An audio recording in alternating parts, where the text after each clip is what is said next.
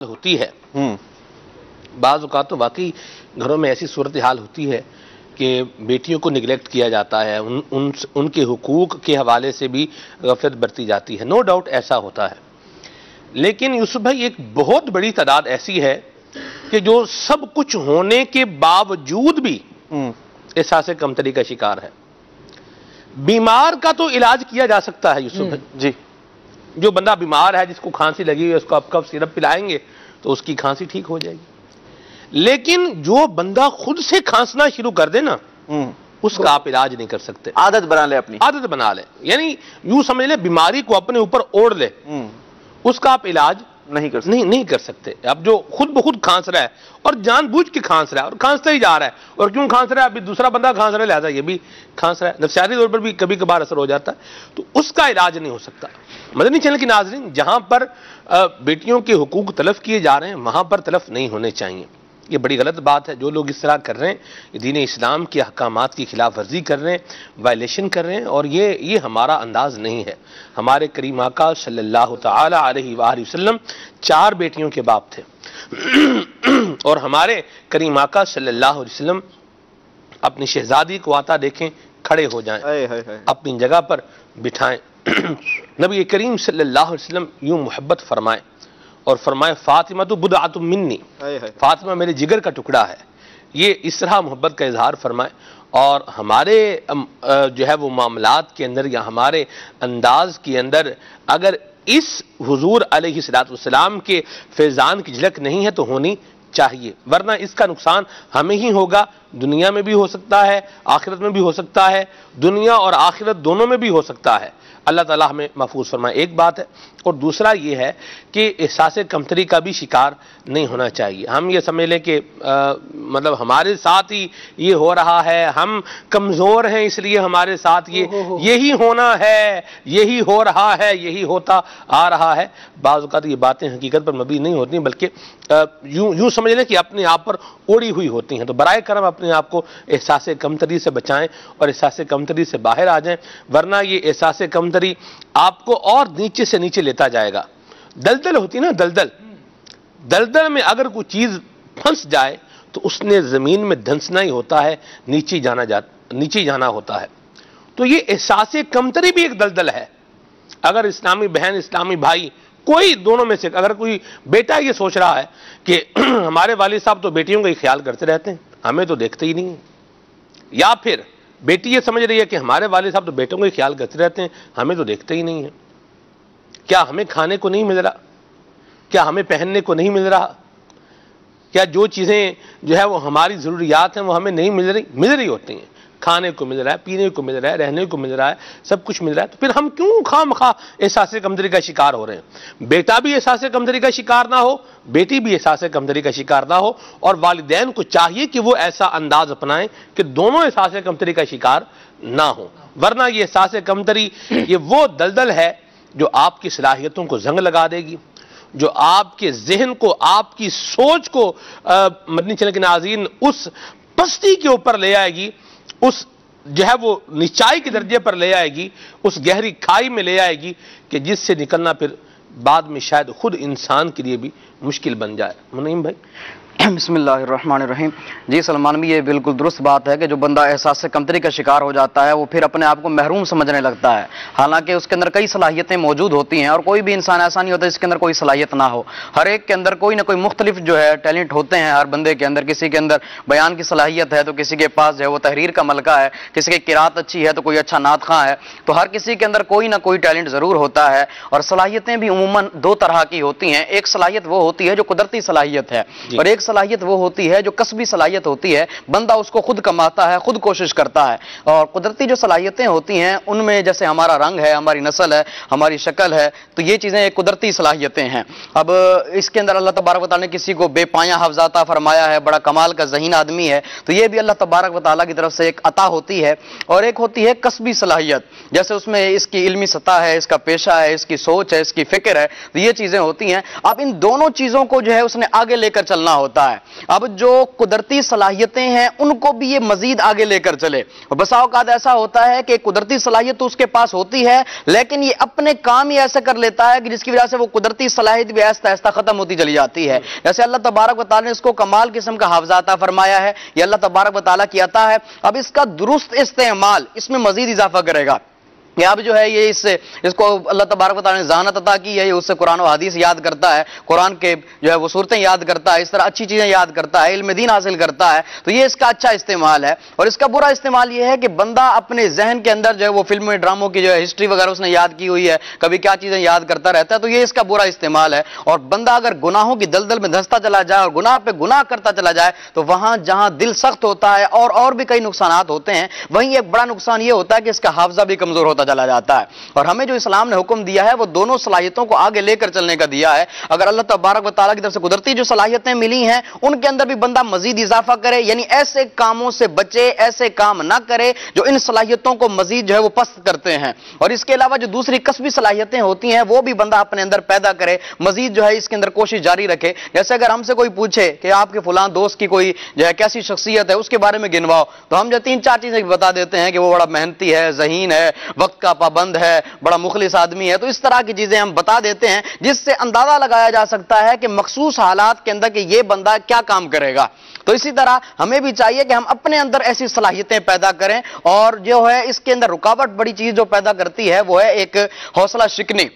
जिस बंदे के अंदर सलाहियत हर एक के अंदर होती है, लेकिन उसको मजीद उस वक्त उभारा जाता है और उससे वो उभर सकती है जब उसकी हौसला अफजाई की जाए।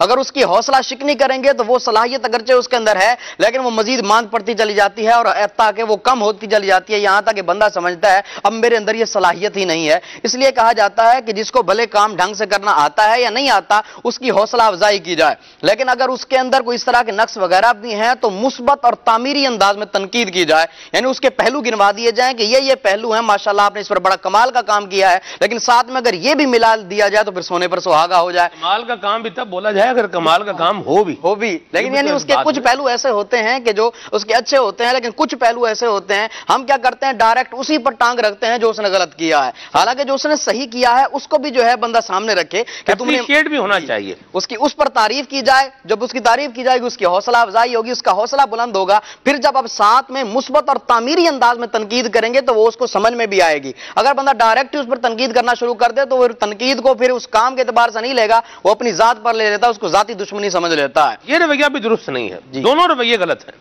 एक तो सामने वाले पर पिल पड़ना और उसकी जितनी एफर्ट्स हैं, जितनी कोशिशें हैं उन सब पर मतलब उसको बिल्डोज कर देना, और जो उसकी बेचारे की गलती है, जो उसकी खामी है उसको सामने ले आकर के उसकी मतलब हौसला शिकनी करना या बेइज्जती करना या उसको और कुछ मतलब ऑल फोल बोलना, ये रवैया भी गलत है।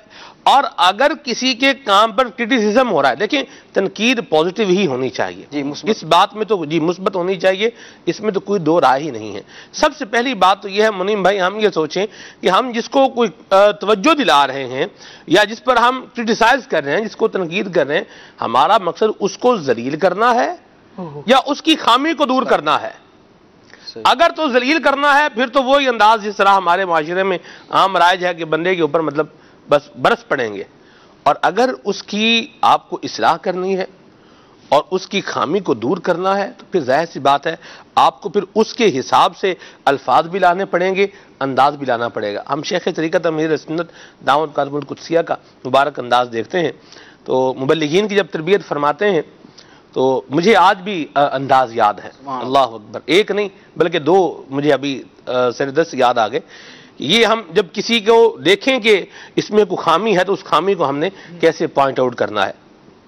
मुनीम भाई, ईद उल अज़हा का दिन था और हाँ, एक ही दोनों वाक़यात एक ही दिन के हैं, उसी ईद उल अज़हा के दिन के हैं। मुझे अल्हम्दुलिल्लाह एक सारत मिली, मैंने ईद की नमाज का खुतबा पढ़ा यहाँ आलमी मदनी मरकज़ फैज़ान मदीना में, मदनी शहर पर बराह रास्त भी था। ईद की नमाज का खुतबा पढ़ा, अमीर सुन्नत भी थे, निगरान शुरा भी थे और मतलब इस्लाम भाई थे। तो खुतबा पढ़ा ईद का, हो गया। अच्छा, फिर उसके बाद जो मदनी चैनल की नशरियात कंटिन्यू होनी थी उसमें भी शिरकत के लिए मुझे हुक्म था, लिहाजा عید کی نماز سے فارغ ہونے کے بعد پھر جانشین امیر اہل سنت دامت قدم القدسیہ کے مکان عالی شان پر حاضری دینی تھی اور وہاں سے نشریات جو ہے وہ آگے چلنی تھی. میں وہاں پہنچ گیا. اوپر جب بیٹھے تو ایک لفظ میں نے جو ہے نا وہ بولا اور وہ لفظ درست نہیں تھا. امیر اہل سنت دامت قدم القدسیہ نے پرچی لکھی, نگران شورا ساتھ بیٹھے ہوئے تھے, تو وہ نگران شورا نے وہ پرچی مجھے دی. میں نے وہ کھولی تو مجھے پتہ چل گیا کہ یہ لفظ میں بول رہا ہوں یہ غلط بول رہا ہوں, درست یہ ہے. اگر امیر اہل سنت براہ راست بھی مجھے فرماتے کہ یہ جو آپ لفظ بول رہے ہیں یہ غلط بول رہے ہیں, یہ یوں نہیں یہ یوں ہے, تو میں اس کو پھر بھی اپنے لیے اعزاز سمجھتا.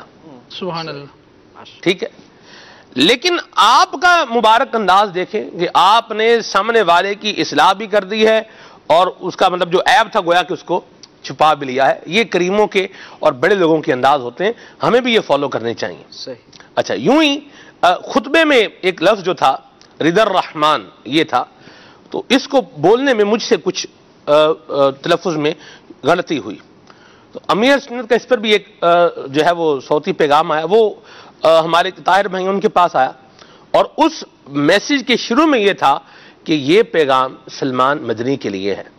سلمان مدنی تھا یا کوئی اور سلمان پہلوان اس طرح کر کے وہ تھا, شناخت جو بھی تھی وہ الفاظ سے, اور پھر اس کے بعد تقریباً 5 سیکنڈ کی خاموشی تھی. اللہ اکبر, اللہ اکبر. یوسف بھائی کیا شان ہے, 5 سیکنڈ کی خاموشی تھی.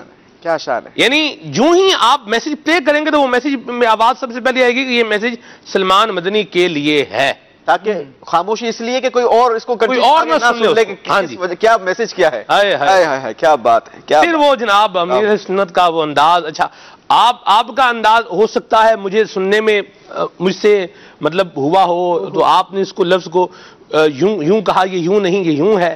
تو بہرحال میں نے پھر اس پر یہی عرض کی, میں نے کہا جی جو آپ فرما رہے ہیں وہی حق بھی ہے, سچ بھی ہے, درست بھی ہے اور بالکل ٹھیک فرما رہے ہیں آپ. تو یہ انداز دیکھیں آپ. حالانکہ وہ مجھے ڈائریکٹ بھی کہتے, خطبے کے فوراً بعد مجھے کہہ دیتے ادھر اسلامی بھائیوں کے بیچ میں بھی اگر کہتے کہ لفظ آپ نے صحیح نہیں پڑھا اور باقی کے بندے نے صحیح نہیں پڑھا, تو اس میں غلطی جو آپ نے کی ہوئی ہے, غلطی کی جسٹیفیکیشن نہیں ہوتی. غلطی پر آپ کو صرف معافی مانگنی ہوتی ہے یوسف بھائی, غلطی کی جسٹیفیکیشن نہیں ہے, وہ آپ کو معافی مانگنی ہے. جسٹیفائی کرتے جائیں گے, غلطی کی دلیل لاتے جائیں گے تو اور یوں سمجھ لیں کہ برڈن کے نیچے آتے جائیں گے. تو غلطی یہ کی ہے, اگر کوئی شخص پوائنٹ آؤٹ بھی کر رہا ہے, لیکن آپ امیر سنت کا یہ مبارک انداز دیکھیں, مجھے میری غلطی بھی بتا دی اور دوسرے کو یہ نہ پتا چلے کہ اس کو کیا جو ہے وہ بتایا جا رہا ہے, عیب بھی چھپا لیا اور اصلاح بھی فرما دی. یہ ہوتے ہیں مدنی چینل کے ناظرین, لوگوں کو تعمیر کرنے والے انداز, لوگوں کی صلاحیتوں کو نکھارنے والے انداز, لوگوں کو اوپر لے جانے والے انداز. بہت سارے لوگ ہوتے ہیں کہتے ہیں یار ہم کتابیں پڑھ کر, اسکولیں پڑھ کر, ڈائریکٹ ہمارے پاس اتنا علم ہے کہ ہمیں سب کچھ آتا ہے, لیکن ہر چیز کتاب میں مل جائے ضروری نہیں ہے. بہت ساری چیزیں صحبت سے ملا کرتی ہیں, بہت ساری چیزیں کسی کے قریب بیٹھنے سے ملا کرتی ہیں.